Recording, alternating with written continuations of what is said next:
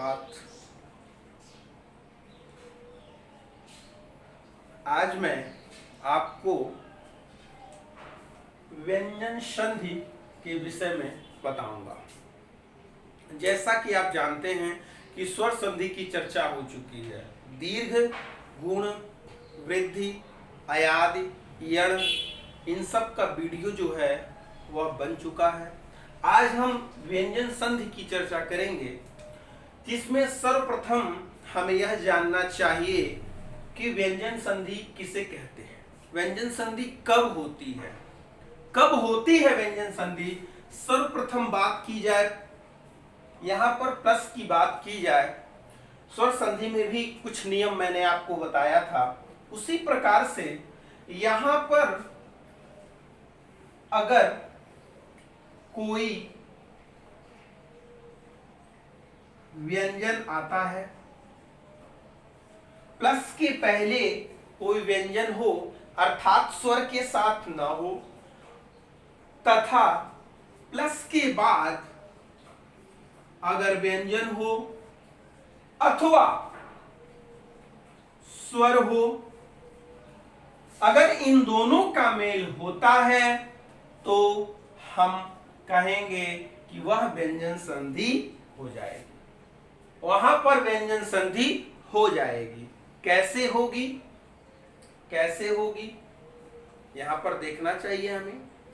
पहली बात, प्लस के पहले भी व्यंजन हो, बाद में भी व्यंजन हो, दोनों मिलकर व्यंजन संधि का निर्माण करते हैं।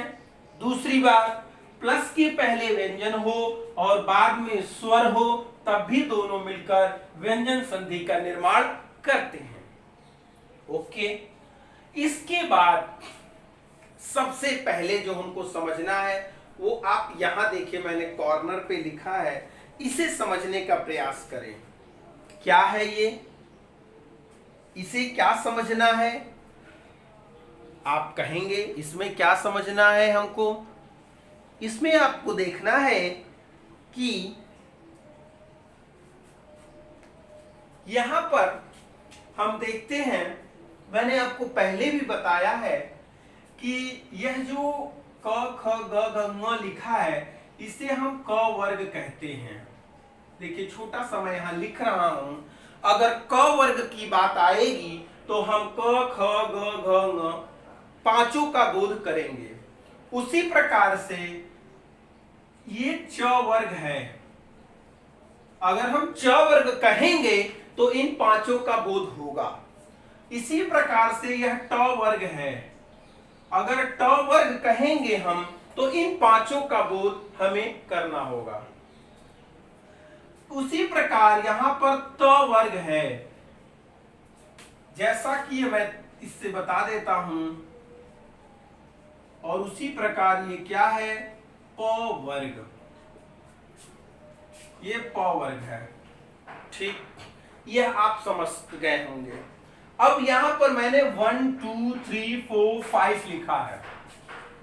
जैसा कि वर्ग आप समझ गए, तो अगर मैं आपसे पूछूं कि क वर्ग का पहला वर्ण कौन सा होगा, तो आपका आंसर होगा कि क वर्ग का पहला वर्ण, देखिए वर्ग है ये, वर्ग और वर्ण अंतर समझिएगा। मैंने एक कहा वर्ग और दूसरा कह रहा हूं वर्ण, दोनों में अंतर समझिएगा। ये वर्ग हो गया, इस वर्ग में 5 सदस्य हैं। इस प्रकार से समझ लीजिए कि ये जो क वर्ग इसका मालिक है, इसका मुखिया है, और इसमें 5 सदस्य हैं, इसके साथ और 4 सदस्य इसमें हैं, अर्थात कुल मिला के 5 सदस्य इसमें हैं। सेकंड च वर्ग, जो च मालिक है, इसका मुखिया है, और इसके भी 5 सदस्य हैं, ट वर्ग के भी 5 सदस्य हैं, त वर्ग के भी 5 सदस्य हैं, और प वर्ग के भी 5 सदस्य हैं। तो अगर आपसे क्वेश्चन पूछा जाए कि क वर्ग का पहला वर्ण कौन सा है, तो आप बताएंगे क। और फिर आपसे पूछा जाए कि च वर्ग का दूसरा वर्ण कौन सा है, तो आप कहेंगे छ। कहेंगे, आप स्पष्ट कहेंगे कि छ वर्ग ही उसका दूसरा वर्ण होगा। तो इस प्रकार हम कह सकते हैं कि प वर्ग का पहला वर्ण प है, दूसरा वर्ण फ है, तीसरा ब है और चौथा भ है और प वर्ण का पांचवा वर्ण म है। इसीलिए देखिए मैंने यहां पर लिखा है, इसीलिए ध्यान से अगर आप देखते हैं मैंने यहां पर लिखा है 1 2 3 4 5, अर्थात कहने का तात्पर्य यह है कि किसी भी वर्ग का ये जो पहला वर्ण है, किसी भी वर्ग का ये सब दूसरे वर्ण हैं, किसी भी वर्ग का ये सब तीसरे वर्ण हैं, किसी भी वर्ग का ये सब चौथे वर्ण हैं और किसी भी वर्ग का ये जो लास्ट है ये पांचवा वर्ण है। समझ गए होंगे आप?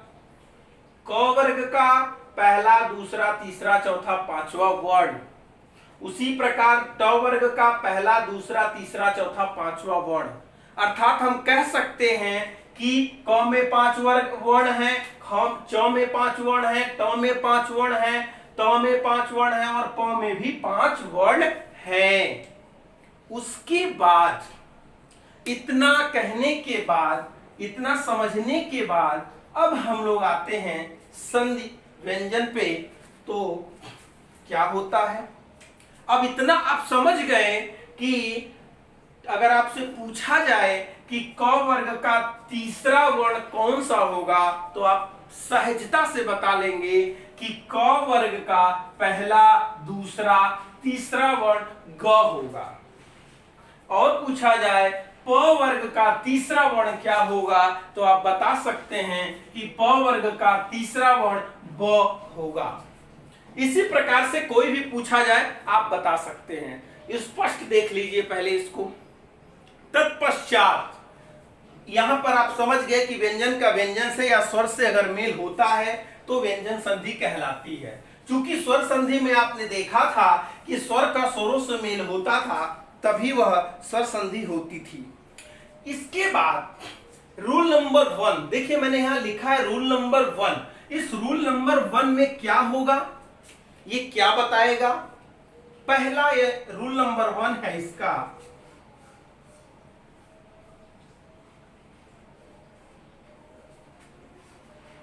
पहले वर्ण का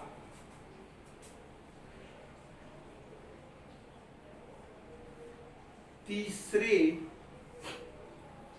वर्ण में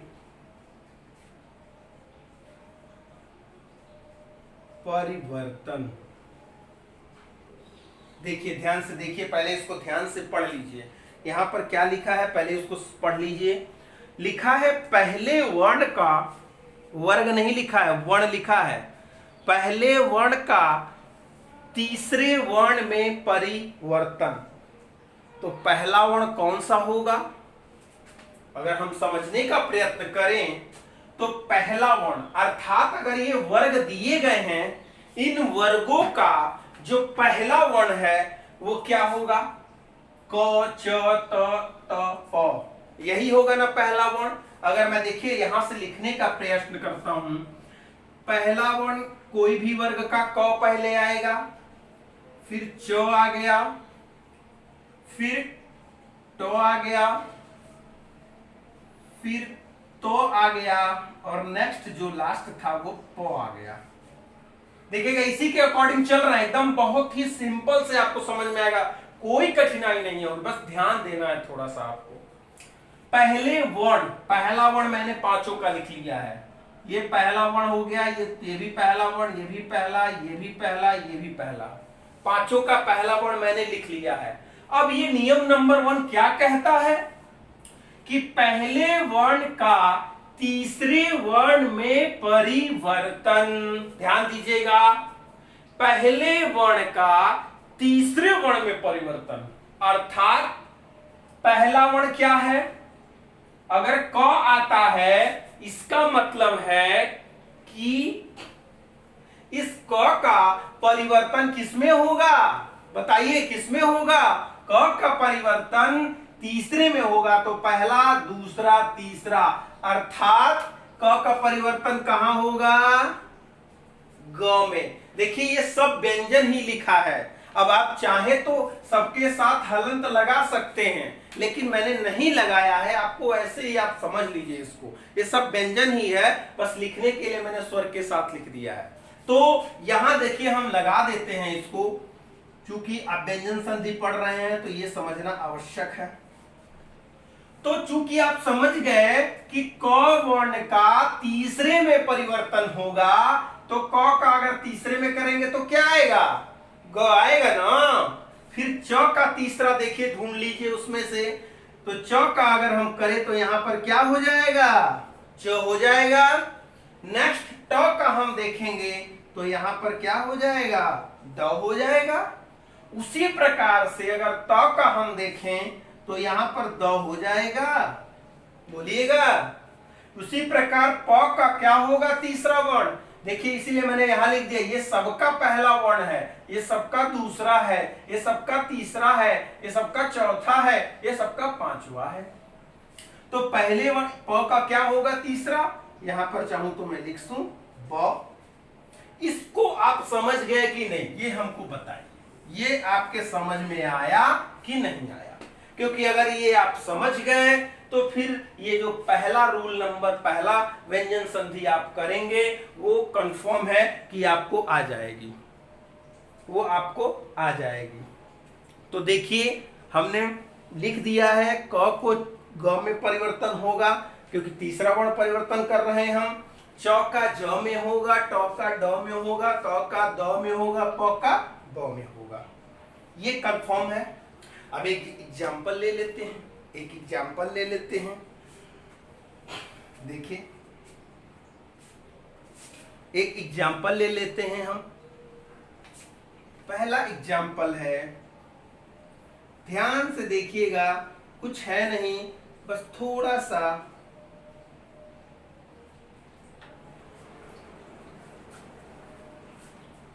देखिए। दिक प्लस गज, परिवर्तन मैंने क्या बताया आपको कि परिवर्तन पहले ही होगा, पहले वाले में ही परिवर्तन करना है। तो इसके स्थान पर तीसरा वर्ण, तीसरा वर्ण जब परिवर्तित करेंगे हम तो क्या होगा, खुद बताइए क्या होगा, ग। भाई तीसरा वर्ण ग हो जाएगा, तीसरा वर्ण ग हो जाएगा। इधर जो भी लिखा है उसको हम एज इट इज लिख देंगे और उसके बाद मिला दीजिए तो बनेगा दिग्गज। देखिए दिग्गज बन रहा है कि नहीं बन रहा है, कोई प्रॉब्लम हो तो बताइएगा। एक और एग्जांपल हम लेते हैं।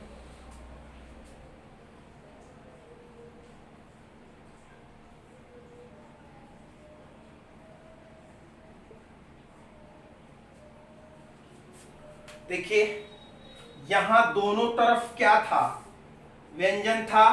प्लस के पहले भी क क्या है, व्यंजन है, और प्लस के बाद ग भी जो है वह व्यंजन है, क्योंकि अगर ग में से हम अ निकालेंगे तो अ बाद में आता है, इसीलिए ग भी क्या है, व्यंजन है। तो यहाँ प्लस के पहले दोनों व्यंजन था, इसलिए भी व्यंजन संधि हो गई।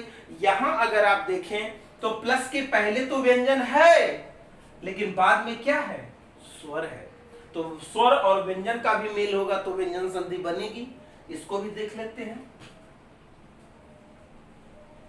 चूंकि नियम आपको मैंने बताया है, तो त का क्या होगा आप बताइए, बताइए। त का तीसरा वर्ण आप यहां से देख लीजिए, त का तीसरा वर्ण द हो रहा है, चाहे यहां से देखिए पहला दूसरा तीसरा। तो यहां पर मैंने लिख दिया द। लिखने के बाद यहां पर मैंने जैसे का तैसे और उतार दिया, और कुछ करना ही नहीं है, ठीक है। अब मिला दीजिए, ज में कुछ होना नहीं था, ग में कुछ होना नहीं था। चूंकि द हलंत है और द के आगे स्वर है, इसीलिए द जो है अ में मिलेगा, तो ये द पूरा हो जाएगा। और चूंकि अनुस्वार है और यहां पर बौहाई है, तो देखिए क्या बना, देखिए क्या बना, जगदम्बा, जगत प्लस अम्बा बराबर बन जाएगा आपका जगदम्बा, बन गया।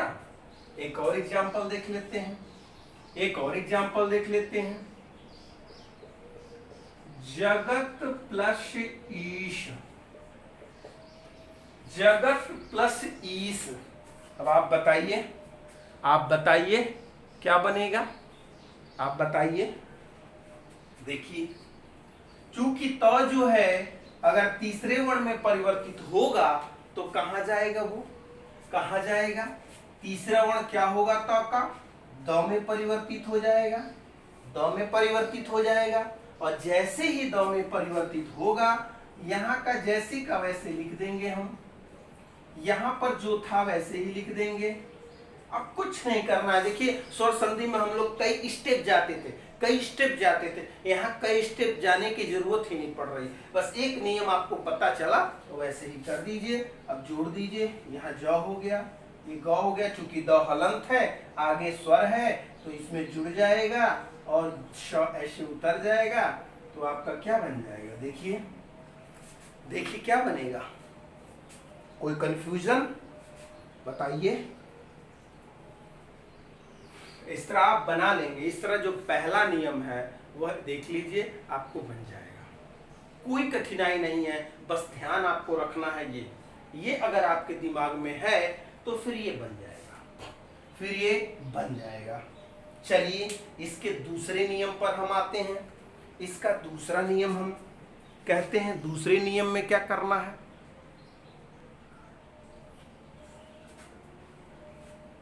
देखिए दूसरा नियम क्या कहता है, रूल नंबर 2 है।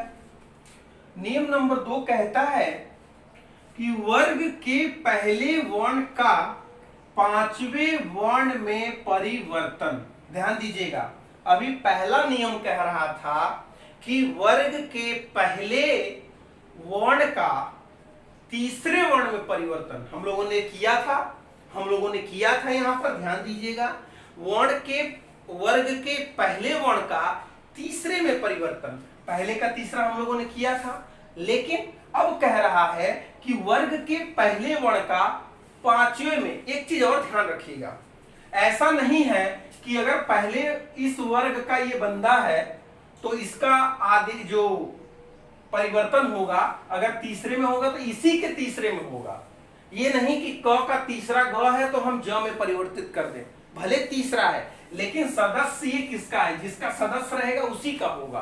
अर्थात अगर क वर्ग को कहेगा, क वर्ग को, तो इसी का तीसरा आदेश होगा। अगर इसी का पांचवा कहेगा तो ये पांचवा इसी का आदेश होगा, दूसरे का नहीं आदेश होगा।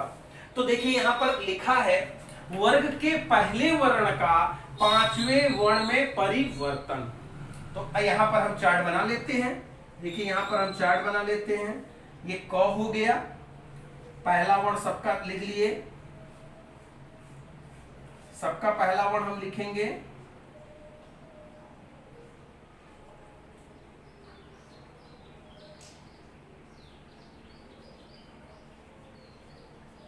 देखिए मैंने सबका पहला वर्ण लिख लिया, लेकिन इस पहले वर्ण को क्या कहा है उसने, पहले वर्ण को क्या बोला, ये पांचवे में। पांचवे का मतलब आप समझते हैं, पांचवें वर्ण परिवर्तन। तो क्या होगा, इसका अंग हो जाएगा ना। च का क्या होगा, ञ हो जाएगा। ट का क्या होगा, आड़ा हो जाएगा। इसको चाहे तो ऐसे कर लीजिए। त का क्या होगा, न हो जाएगा। प का क्या होगा, म हो जाएगा। ध्यान दीजिएगा, अभी एक पॉइंट आपका इसमें रह गया है। क्या, मैंने पहले में कोई कंडीशन नहीं बताई थी, कोई कंडीशन उसकी मैंने नहीं बताई थी कि पहले का तीसरे में परिवर्तन हो रहा था। लेकिन एक कंडीशन यहाँ पूछेगा, यहाँ पर एक कंडीशन मांगेगा, वहां कोई कंडीशन नहीं थी, यहाँ कंडीशन क्या है। पहले कंडीशन जानने से पहले एक चीज और समझ लीजिए, एक चीज और समझ लीजिए। क्या, एक चीज ये आपको समझना है कि जैसे पहले वर्ग का ये क्या है, पांचवा अक्षर है। च का भी ये पांचवा, सबका ये पांचवा है ना, यहाँ पांचवा मैंने लिखा भी है। तो इसको हम पहला वर्ग इसको कह सकते हैं, सबका पहला है ये, सबका दूसरा है, सबका तीसरा वर्ण है, ये सबका चौथा वर्ण है और सबका पांचवा है। तो इस पांचवे को एक और नाम दिया गया, थोड़ा सा इसको मैं घेर रहा हूं। इसको एक और नाम दिया गया जिसे हम यहां लिख सकते हैं, जिसे कहा गया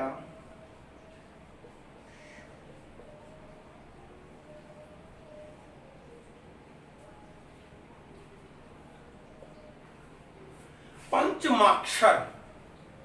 पंच अक्षर, पंचम अक्षर हो गया पंचमाक्षर, ध्यान दीजिएगा, ठीक है। पंचम अक्षर हो गया पंचमाक्षर, अर्थात पांचवा वर्ण है ना सबका, तो इसे हम पंचमाक्षर भी कहते हैं। लेकिन एक कंडीशन क्या बताएगा ये, कि प्लस के पहले तो कुछ आएगा ही, प्लस के पहले मान लीजिए ये सब आएगा ही, आ सकता है ये सब आएगा, परंतु वह कहता है कि इसका जब पांचवें में वर्ण में परिवर्तित करेंगे, उसका एक कंडीशन है कि प्लस के बाद पंचमाक्षर होना चाहिए। एक कंडीशन बताइए, इधर तो कोई न कोई वर्ण रहेगा ही, कोई ना कोई क्या पहला ही वर्ण रहेगा, ये सबका पहला ही वर्ण उसमें भी था, पहला वर्ण इसमें भी रहेगा। तो प्लस के पहले तो पहला वर्ण है ही है सबका, किसी का भी पहला वर्ण है, लेकिन इसने कहा कि परिवर्तन होगा, जो भी परिवर्तन हो रहा है होगा, इसका हम पांचवें में बदलेंगे, इसकी पहले वर्ण का पांचवें में बदलेगा, परंतु प्लस के बाद पंचमाक्षर होना चाहिए। मतलब इन पांचों में से कोई एक आना चाहिए। समझ रहे हैं इस चीज को, इन पांचों में से कोई एक आना चाहिए। यहां किसी का लिखा नहीं है, केवल पंचमाक्षर लिखा है। इसका मतलब इन पांचों में से कोई एक आएगा, तो यह जो पहले वर्ण का हम पांचवें वर्ण में परिवर्तन कर देंगे। समझ लीजिएगा, पहला वर्ण यहां रहेगा किसी का, प्लस के बाद पंचमाक्षर रहना चाहिए।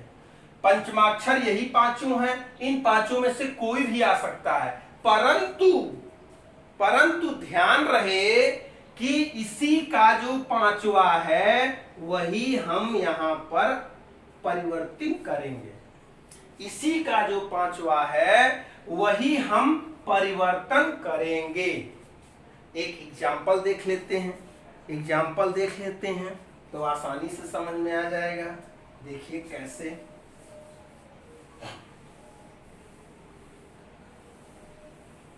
एग्जाम्पल देखिए,